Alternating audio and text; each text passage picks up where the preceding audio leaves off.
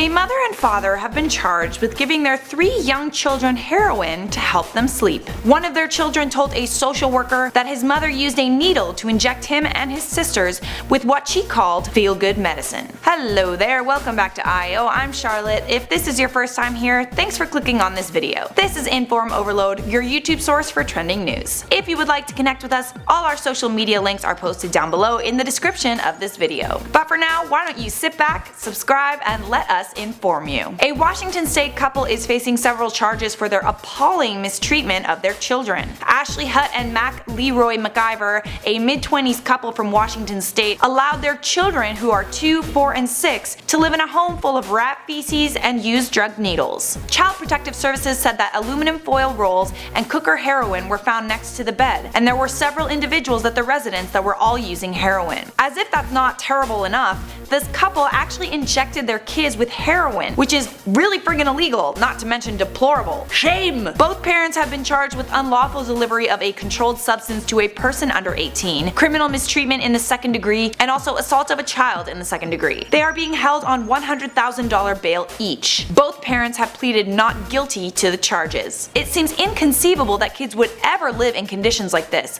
or have parents like this, but sadly it's not as uncommon as you might think. Think about all the impoverished families that haven't been caught mistreating their children. There's no way to know if they are. The only reason why these parents were found out is because someone alerted police after seeing the mother stick a needle in one of her children. So apparently she's doing it around house guests too. The statements made by their children were also very disturbing. Their parents called heroin sleeping juice, among other things. These heroin injections were part of a regular routine for these children. Whatever happened to a nice warm glass of milk before bed? Social workers discovered bruises on the 2-year-old body that were a result of drug injections. Heroin is not that difficult to overdose and die from, and 2 of the children tested positive for heroin. As it stands right now, the 3 children are in protective custody. Their father claims that it was actually their babysitter that was responsible for injecting the children with heroin. It's not just heroin that's affecting families, it's legal prescription drugs too. There is a terrible opioid epidemic sweeping America. Drug overdose has been found to be the leading cause of accidental deaths, and this is over traffic accidents. According to findings published this week in the medical journal JMA Pediatrics,